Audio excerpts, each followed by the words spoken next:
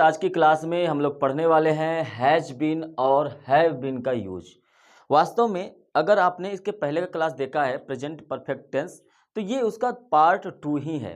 और इसके बाद हम लोग जो पढ़ने वाले टेंस है वो पढ़ने वाले हैं प्रेजेंट परफेक्ट कंटिन्यूअस टेंस, तो उसमें हैज बीन और हैव बीन का यूज आएगा। तो बहुत सारे कन्फ्यूजन होते हैं प्रेजेंट परफेक्ट टेंस को लेकर और प्रेजेंट परफेक्ट कंटिन्यूअस टेंस को लेकर। इन दोनों में कुछ चीज़ें कॉमन होती है, क्योंकि हैज बीन और हैव बीन का जो यूज होता है आपके मन में, आपके माइंड में पहले से ही बैठा दिया गया है कि हैज बीन हैव बीन का जो यूज होता है वो सिर्फ और सिर्फ प्रेजेंट परफेक्ट कंटिन्यूअस टेंस में होता है, जो इसके बाद हम लोग पढ़ने वाले हैं। तो ऐसा बिल्कुल भी नहीं है। हैज बीन और हैव बीन का जो यूज होता है वो हम लोग प्रेजेंट परफेक्ट कंटिन्यूअस टेंस में भी करते हैं। उसका कंडीशन अलग होता है। आपको इस चीज़ों को थोड़ा सा क्या होगा, समझना पड़ेगा। अब अगर आप ध्यान से कुछ चीज़ें मैं बता रहा हूँ उसको देखें। जैसे अगर हैज बिन देखें, ये जो बिन है ना, ये जो आपने बिन लिखा हुआ है, ये वास्तव में बी का थर्ड फॉर्म होता है। बी का थर्ड फॉर्म क्या होता है? बिन होता है। और हमने इसके पहले प्रेजेंट परफेक्ट में पढ़ा कि हैज या हैव के बाद अगर वर्ब की थर्ड फॉर्म आता है तो इसी को कहते हैं प्रेजेंट परफेक्ट टेंस। क्या कहते हैं? Present perfect tense. तो अगर ऐसा है तो हैज के बाद ये बिन लिख दें तो क्या हो जाएगा? तो कहेंगे हैज के साथ अगर हम बिन लिख दें तो ये भी क्या हो जाएगा? हैज के साथ बिन लिख दें तो बिन तो थर्ड फॉर्म है। थर्ड फॉर्म हमने हैज के साथ थर्ड फॉर्म लिख दिया तो ये भी क्या बन गया? Present perfect tense. अगर हम हैव के साथ बिन लिख दें तो भी ये क्या बन जाएगा? Present perfect tense. इसलिए हम ये कह सकते हैं कि हैज बिन और जो हैव बिन होता है इसका जो यूज होता है प्रेजेंट परफेक्ट टेंस में भी होता है और प्रेजेंट परफेक्ट कंटिन्यूअस में भी होता है। जब हम लोग पढ़ेंगे इसके बाद प्रेजेंट परफेक्ट कंटिन्यूअस टेंस तो आपको आइडिया लगेगा कि इसके बाद वर्ब की आईएनजी फॉर्म आता है और उसके विषय में आगे पढ़ेंगे। तो आज की क्लास में हैज बीन और हैव बीन का जो मैं यूज बता रहा हूं उसको आप ध्यान से समझिए। और इसके इसके पहले का क्लास अगर आपने नहीं देखा तो वो भी देखिए, और इसके बाद का क्लास जो प्रेजेंट परफेक्ट कंटिन्यूअस आने वाला है उसको भी देखिए। दोनों क्लास देखेंगे तो ये जो बीच का गैप है क्लियर हो जाएगा।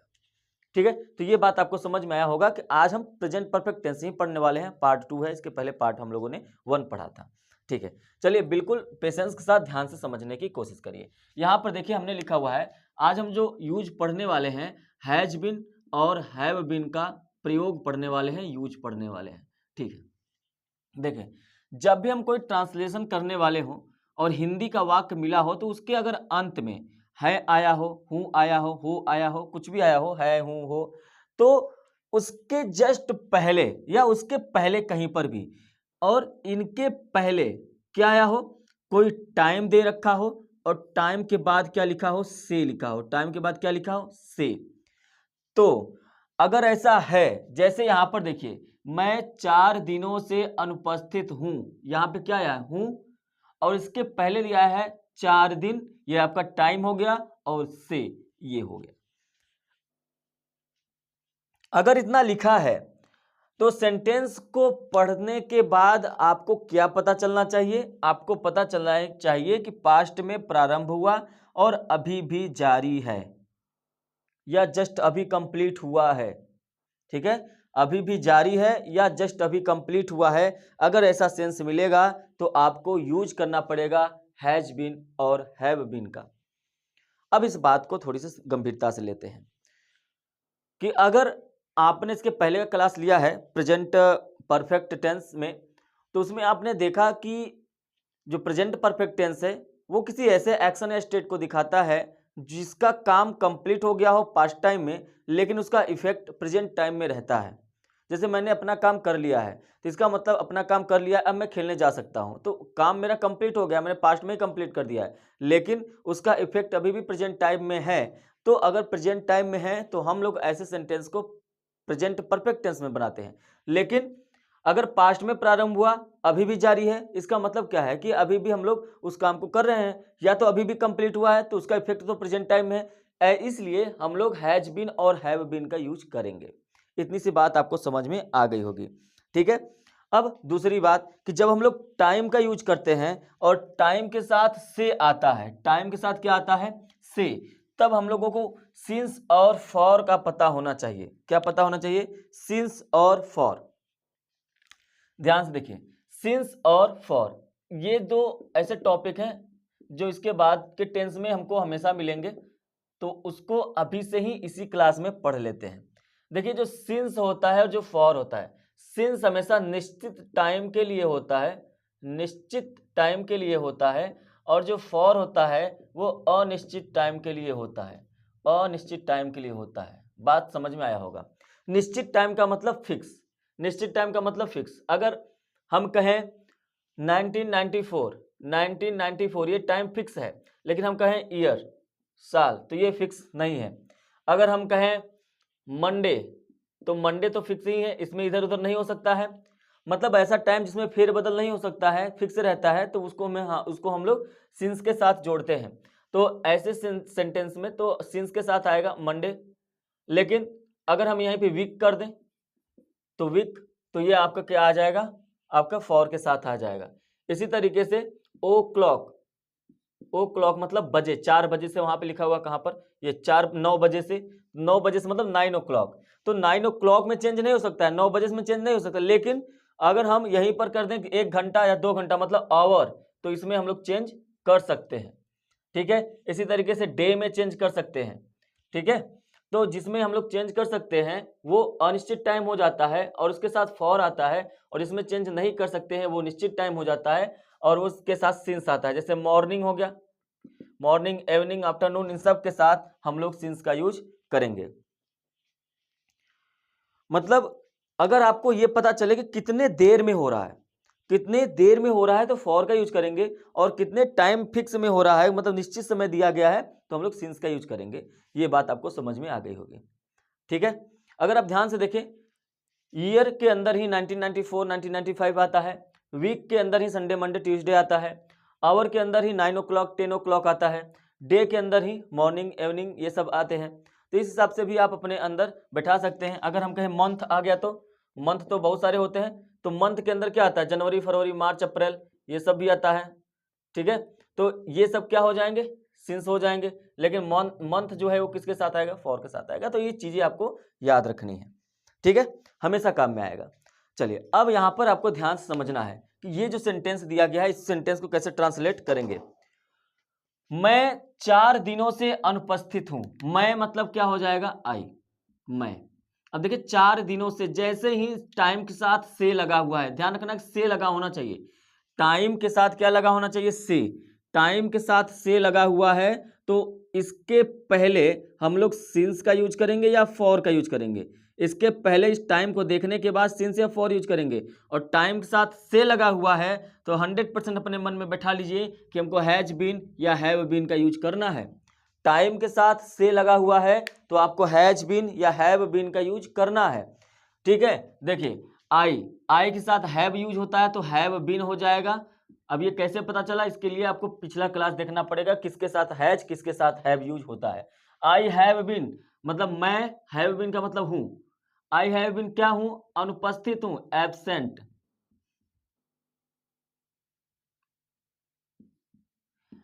आई हैव बीन एब्सेंट 4 दिनों से। अब देखिए, 4 दिनों से आया है, तो से के लिए हम लोग सिंस फॉर यूज करेंगे। लेकिन 4 दिन, डे, डे कहां पर है, फॉर में, इसका मतलब हमको यहां पर यूज करना पड़ेगा फॉर 4 डेज, फॉर 4 डेज। ये सेंटेंस बन गया, I have been absent, I have been absent for 4 days. मैं 4 दिनों से अनुपस्थित हूं, इसका मतलब वो अभी भी अनुपस्थित है। मैं 4 दिनों से अनुपस्थित हूं, मतलब 4 दिन से वो अनुपस्थित है, वो अभी भी अनुपस्थित है। तो जब भी कोई काम पास्ट टाइम से स्टार्ट हुआ, प्रेजेंट टाइम में जारी रहे, या प्रेजेंट टाइम में जल्द ही कंप्लीट हो जाए, मतलब कि अभी उसका इफेक्ट जो प्रेजेंट टाइम में रहे, तो हम लोग हमेशा हैज बीन और हैव बीन का यूज करते हैं। ये बात आपको समझ में आ गई होगी। अब देखिए, ये सब्जेक्ट है, ये हैव है, ये वर्ब की थर्ड फॉर्म है। इसका मतलब ये हो गया कि ये प्रेजेंट परफेक्ट टेंस में है। तो हम ये भी कह सकते हैं कि प्रेजेंट परफेक्ट टेंस के साथ भी सिंस और फॉर का यूज हम लोग करते हैं। तो इस बात को हमेशा याद रखिएगा, सिंस और फॉर का जो यूज है वो आपको हमेशा या तो प्रेजेंट परफेक्ट टेंस के साथ या परफेक्ट कंटिन्यूअस के साथ करना है। इतनी सी बात क्लियर हो गई होगी। वह 1 घंटे से यहाँ है, वह मतलब ही। अब यहां देखिए, यहां है, यहां पर कोई एक्शन होता हुआ नहीं दिखाई दे रहा है ना। एक्शन का मतलब कोई ऐसा वर्ब जिसमें हम लोग आईएनजी या ईडी लगा सके, तो इसमें तो कहीं दिखाई नहीं दे रहा है। लेकिन यहां देखिए क्या लिखा हुआ है, 1 घंटे से के साथ टाइम आया है, इसका मतलब हमको यहाँ पे ही हैज बिन लगाना पड़ेगा, और यहाँ का मतलब क्या हो जाएगा, हियर हो जाएगा, और 1 घंटे से, घंटा का मतलब फॉर, तो इसके लिए हम लोग लगाएंगे फॉर एन आवर, 1 घंटे से। ठीक है, तुम बहुत दिन से बीमार हो, मतलब बहुत दिन से बीमार है, अभी तक बीमार ही है। तो अगर देखें तो यू के साथ आता है हैव बिन, यू के साथ क्या आएगा, हैव बिन। अब ये भी हो गया, यू हो गया। अब क्या है, बीमार, तो इल हो जाएगा। अब इसके बाद बहुत दिन से, मतलब मेनी डेज, दिन के साथ क्या आता है, फॉर मेनी डेज कर लीजिए या सेवरल डेज कर लीजिए, several days, many days, several days. Several का मतलब होता है बहुत दिन से, कई दिनों से। आगे है, मैं रविवार से यहाँ नहीं हूं, मतलब मैं के लिए आई, रविवार से समय आ गया, सिंस और फॉर का यूज होगा। अब यहाँ पे देखिए कुछ भी ऐसा वर्ब नहीं है जो एक्शन कर रहा हो, तो आई के साथ have been, I have been. ठीक है, यहाँ नहीं हूं, ध्यान से देखिए, यहां नहीं हूं निगेटिव सेंटेंस है, तो निगेटिव सेंटेंस का यूज जो होता है वर्ब की थर्ड फॉर्म के पहले होता है। पहला क्लास अगर आपने देखा है इसके पहले का, तो वर्ब की थर्ड फॉर्म बिन है, इसका मतलब इसके पहले होगा नॉट का यूज यहां पर। तो I have not been, I have not been, मैं नहीं हूं, कहा, यहां, हियर। यहां भी हो गया रविवार से, रविवार मतलब क्या हो जाएगा, संडे मंडे ट्यूसडे, सिंस में आएगा, इसलिए यहां पे लिखेंगे सिंस संडे। क्लियर है। मेरा बेटा बचपन से नटखट है, मेरा बेटा बचपन से नटखट है, माई सन, माई सन है, हैज बिन, क्या है, नॉटी। बचपन आपका फिक्स होता है, इसलिए इसके साथ सिंस लगाएंगे, सिंस, बचपन मतलब चाइल्डहुड। वह 9 बजे से अनुपस्थित है, ही हैज बिन, अनुपस्थित मतलब एब्सेंट, 9 बजे से, ओ क्लॉक मतलब सिंस 9 o'clock। अब यहां तक मैं ये मान के चलता हूं कि आपको ये बातें जरूर से जरूर समझ में आई होंगी। इसका रीजन ये है, अगर ये तभी आई होंगी, इसके पहले का आपने क्लास देखा होगा तो हैज बीन हैव बीन का यूज हमको वहां पे करना है जहां पर सिंस और फॉर मतलब से के साथ टाइम आ जाए। ये बात अपने दिमाग में बैठा लीजिए। जहां पर लिख दिया जाए 1 घंटे से 4 घंटे से, तो आप ऐसे सेंटेंस का यूज कर सकते हैं। अच्छा, ये जो पहला सेंटेंस लिखा हुआ है, मैं 4 दिन से अनुपस्थित हूं, तो आप ये से भी तो बोल सकते हैं मैं 4 दिनों से अनुपस्थित रहा हूं, तो ऐसे भी बोल सकते हैं। अगर यहां पे रहा हूं भी आ जाए तो भी आपका इंग्लिश यही बनेगा। वह 1 घंटे से यहां है, इसका मतलब यह है कि 1 घंटे से वह 1 घंटे से यहां रहा है, ऐसे भी तो बोल सकते हैं। तो इसका मतलब जहां पर भी है, हूं, आया है, उसके जगह पर अगर रहा है रही भी आ जाए तो भी आप यूज कर सकते हैं हैव बीन हैज बीन का। लेकिन एक छोटा सा अंतर हो जाता है, जब रहा है आ जाए तो वहां पर आपको दिमाग लगाना पड़ेगा। अगर टाइम दिया है बहुत दिन से 1 घंटे से तो कोई बात नहीं, अगर टाइम दिया है तब तो आप पकड़ लेंगे कि हैज बीन हैव बीन। लेकिन जब रहा है आता है ना, तो उसमें क्या होता है कि टाइम नहीं दिया रहता है, लेकिन आपको साफ साफ पता चलेगा कि वो कई दिनों से बीमार है, वो अभी भी बीमार ही है। जब ऐसा पता चल जाए तो हैज बीन हैव बीन का यूज करेंगे। ठीक है, तो ऐसे सेंटेंस को भी हम लोग देखते हैं बिल्कुल पेशेंस के साथ। तो देखिए, अब यहाँ पर कुछ सेंटेंस मैंने लिख दिया है, इसको ध्यान से समझिए। मैंने लिखा मैं व्यस्त रहा हूँ, वह बीमार रही है, वह 4 दिन से बीमार रही है, मैं 10 वर्षों से एक विद्यार्थी रहा हूँ, क्या मैं सफल नहीं रहा हूँ। देखिए, अगर आप प्रेजेंट कंटिन्यूअस टेंस को पढ़े हैं, किसको पढ़े हैं, प्रेजेंट कंटिन्यूअस टेंस को पढ़े हैं, तो आपने पढ़ा होगा कि जिस भी वाक्य के अंत में रहा है, रही है आता है, तो प्रेजेंट कंटिन्यूअस टेंस का यूज करते हैं, जिसमें हम लोग इज एम आर के साथ वर्ब की आईएनजी फॉर्म का प्रयोग करते हैं। ठीक है, हम ये मान के चलते हैं कि आपने क्लास को अटेंड किया है। तो अगर ऐसा है तो यहाँ पर भी तो रहा है, रही है, आ रहा है, यहाँ पर हर जगह रहा है, रही है। ठीक है, लेकिन इस बात को आपको समझना पड़ेगा कि अगर रहा है, रही है, आ रहा है, तो मैंने बताया था कि उसके पहले जो वर्ड रहेगा उसी में आपको आईएनजी लगाना पड़ता है। लेकिन यहाँ पे व्यस्त, आपको व्यस्त दिया गया, उसमें आप आईएनजी नहीं लगा सकते हैं। यहाँ पर आप इल में आईएनजी नहीं लगा सकते हैं। तो ये बात आपको समझना पड़ेगा। आईएनजी एक एक्शन वर्ब है, मेन वर्ब है, जहां पर कोई एक्शन किया है। मैं 4 दिन से पढ़ रहा हूं, तब आप आईएनजी लगा सकते हैं, क्योंकि पढ़ने का काम मैं कर रहा हूं, मतलब कोई ना कोई एक्शन मैं कर रहा हूं, तब आप उसमें आईएनजी फॉर्म लगा सकते हैं, तब वो कंटिन्यूअस होता है। मतलब कोई काम कंटिन्यू करना ही कंटिन्यूअस होता है। लेकिन यहां पर कंटिन्यूअस कैसे? यहां पर कोई काम हो रहा है क्या? कोई काम ही नहीं हो रहा है। मैं व्यस्त रहा हूं, मतलब कोई काम हो नहीं हो रहा है, यहाँ पे कोई एक्शन ही नहीं हो रहा है। तो ऐसे केस में आप एक चीज ध्यान रखिए कि जब भी रहा है, रही है, आ गया, आंख बंद करके कंटिन्यूअस टेंस नहीं यूज करना है, ना ही परफेक्ट कंटिन्यूअस। तो आपको दिमाग में एक बात बैठाइए कि अगर यहां पर हम लोग प्रेजेंट कंटिन्यूअस टेंस नहीं यूज कर सकते हैं तो क्या यूज करें? तो मैं व्यस्त रहा हूं, एक्शन नहीं हो रहा है, तो ऐसे केस में हैज बीन और हैव बीन का यूज होता है। मैं व्यस्त रहा हूं। अब एक बात समझिए कि अगर आप प्रेजेंट परफेक्ट कंटिन्यूअस टेंस पढ़ेंगे तो उसमें आप पढ़ेंगे कि कोई भी एक्शन पास्ट टाइम से स्टार्ट हुआ और अभी भी जारी है, तो ऐसे केस में हैज बीन हैव बीन के साथ वर्ब की आईएनजी फॉर्म का प्रयोग करते हैं। लेकिन यहां पर एक एक्शन स्टार्ट हुआ कि नहीं हुआ, इस पर आपको फोकस करना है कि मैं व्यस्त रहा हूं। यहां पे एक स्टेट दिखाई दे रहा है, अवस्था दिखाई दे रही है, एक्शन नहीं है, अवस्था है कि हाँ मैं व्यस्त था और अभी भी व्यस्त ही हूं, मतलब वो अभी भी वो काम क्या है, चल रहा है।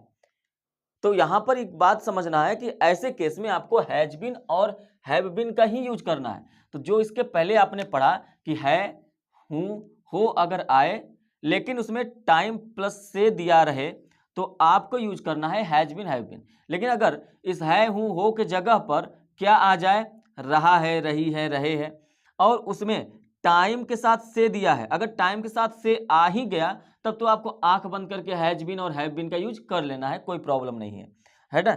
लेकिन अगर नहीं आया तो मैंने यहाँ पे लिखा है रह भी सकता है, मतलब टाइम प्लस से रह भी सकता है, तब तो आपको has been have been use करने से कोई नहीं रोकता, आप पहचान जाएंगे। नहीं भी रह सकता है, तो नहीं भी रह सकता है तो कैसे पहचानेंगे? आप ऐसे पहचानेंगे कि उसमें कहीं पर भी एक्शन वर्ब नहीं होगा। यहाँ पे देखिए, मैं, अगर मैंने यहाँ पे लिखा मैं अनुपस्थित रहा हूं, इसका मतलब मैंने जो है क्लास अटेंड नहीं किया, मैंने कोई काम थोड़ी किया है कि मैं अनुपस्थित रहा हूं तो कोई एक्शन कर रहा हूं, नहीं, वहां पे मेरी स्टेट को बताया जा रहा है कि मैं अनुपस्थित हूं, क्लास में नहीं गया हूं। अगर ये बता ही दिया गया 4 दिनों से, तब तो आप हैव बीन हैज बीन का यूज कर सकते हैं। बात समझ में आई होगी। तो ऐसे केस में भी आपको ये पढ़ के लग रहा होगा, रहा है, रही है, भले आया है, लेकिन ये पास्ट टाइम से स्टार्ट हुआ है और अभी भी जारी है। ऐसे केस में हैज बीन हैव बीन का यूज होता है, तो हम यहाँ पर भी हैज बीन हैव बीन का यूज करेंगे। तो आई है, मैं के साथ आई के साथ लगता है हैव बीन, तो हैव बीन मतलब हो गया रहा हूं, आई का मतलब मैं हो गया, बचा क्या, व्यस्त, व्यस्त का मतलब बिजी होता है, अब बिजी लिख दीजिए, कंप्लीट हो गया। वह बीमार रही है, रही आया है, वह के लिए आप यूज करेंगे यहाँ पे सी के साथ हैज बीन आता है, तो ये हैज बीन हो गया रही है, बीमार के लिए आप लोग यूज करेंगे इल। देखिए कितनी आसानी से बन जा रहा है। तो ये बात आपको ध्यान रखना, अगर से आ गया तो आपको तो हैज बीन समझ में आएगा, लेकिन नहीं आता है तो भी आपको समझना पड़ेगा। ठीक है। अब देखिए, सेंटेंस लिखा हुआ बीमार रही है, फिर लिखा हुआ वह 4 दिनों से बीमार है, जैसे ही 4 दिनों से आ गया, तब तो आप हैज बीन हैव बीन का यूज करेंगे ही करेंगे। तो सी हैज बीन क्या, इल। ठीक है। 4 दिन से, दिन के लिए हम लोग क्या यूज करते हैं, फॉर 4 डेज। ठीक है। तब तो ऐसे केस में आपको अच्छे से समझ में आ ही जाएगा। वह बीमार रही है, सी हैज बीन इल। यहां पर इस बात को समझना पड़ेगा कि वह बीमार रही है, यही में मैंने बस इतना लगा दिया है 4 दिन से, दोनों सेंटेंस सेम है, बस मैंने लगा दिया है 4 दिन से, तो ये तो तुरंत पकड़ लेंगे हैज बीन हैव बीन। इसको भी दोनों को समझना पड़ेगा, ऐसे सेंटेंस को जिसमें टाइम ना दिया रहे। मैं 10 वर्षों से एक विद्यार्थी रहा हूं, अगर मैंने यहाँ पे 10 वर्षों से हटा दिया होता तो ये सेंटेंस बनता कि मैं एक विद्यार्थी रहा हूं। और ऐसे केस में आप ये बताइए कि क्या किसमें विद्या स्टूडेंटिंग लगाते, आईएनजी लगाते, रहा है, रही है, नहीं, कंटिन्यूअस टेंस नहीं यूज होता। तो ऐसे केस में हम लोग हैज बीन हैव बीन का यूज करते। यहाँ पर आपको साफ साफ पता चल रहा है कि मैं एक विद्यार्थी रहा हूं, मतलब मैं एक विद्यार्थी रहा हूं, अभी भी विद्यार्थी हूं या नहीं हूं। ठीक है। तो इसका मतलब आप यहाँ पे I have been has been का ही यूज करेंगे, I have been a student, बस इतना ही करना है। अगर 10 दिनों से रहता तो फॉर 10 डेज कर देते आप। अब देखिए इस सेंटेंस को मैंने जानबूझ के लिया है क्योंकि इंट्रोगेटिव भी है, नेगेटिव भी है, क्योंकि इन सब सेंटेंस का इंट्रोगेटिव नेगेटिव बन सकता है। क्या वह 4 दिन से बीमार रही है, तो ये has she been ill for 4 days हो जाता। ठीक है, वह बीमार नहीं रही है, she has not been ill हो जाता। तो नेगेटिव सेंटेंस में मेन वर्ब के पहले मतलब कि थर्ड फॉर्म के पहले मतलब बीन के पहले नॉट लगा देना है अगर नेगेटिव आता है तो। चलिए यहाँ पे इंट्रोगेटिव है, तो इंट्रोगेटिव में क्या होता है, आई पहले लिखिए, आई के पहले क्या लिखेंगे, हैव लिखेंगे। क्यों लिखेंगे, क्योंकि ये इंट्रोगेटिव सेंटेंस है। जब भी इंट्रोगेटिव सेंटेंस होता है तो सब्जेक्ट के पहले वर्ब को लगा देते हैं। तो आई के पहले हमने हैव लगा दिया। अब क्या बचा, तो आप कहेंगे बीन बचा, तो हमने यहाँ पे लिख दिया।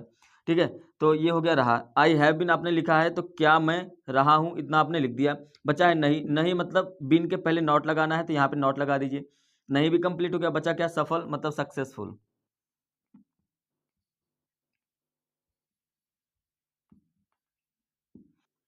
क्लियर है। अब मैं लास्ट में एक पॉइंट बता रहा हूं जो ये है कि प्रेजेंट परफेक्ट टेंस कुछ ऐसे एडवर्बियल्स ऑफ वर्ड्स होते हैं जिनको आप देखकर ही बता सकते हैं कि ये जो सेंटेंस बनेगा ये बनेगा प्रेजेंट परफेक्ट टेंस में। हालांकि ये ग्रामर का पोर्शन है, फिर भी मैं इसमें मेंशन कर दे रहा हूं जिससे आपको एक आइडिया लग जाए। Ever, never, always, occasionally, often, already, yet, just, lately, recently, so far, up to now, इन सभी का मतलब ही मैंने लिख दिया है। अब इनसे समझना क्या है, इनसे आपको ये समझना है कि कभी भी किसी सेंटेंस में अगर ये वर्ड्स दिखाई दें तो आप समझ जाइए कि वो प्रेजेंट परफेक्ट टेंस में बनेंगे या पास्ट परफेक्ट टेंस में, ये इसके अकॉर्डिंग डिपेंड करता है। लेकिन अगर आपको ये सेंटेंस मिले, अब मैंने उसे क्यों बताया है ये आपको ध्यान में रखना है कि अगर कभी ऐसे सेंटेंस मिले, मैंने हमेशा आपकी मदद की है, उसने कभी धूम्रपान नहीं किया है, तो आप ध्यान से अगर देखें तो की है, किया है, की है, गया है, ली है, तो जब भी आ है, ई है, ए है, ऐसे वर्ड्स लास्ट में आते हैं तो वो प्रेजेंट परफेक्ट टेंस होता है, ये आप जानते हैं।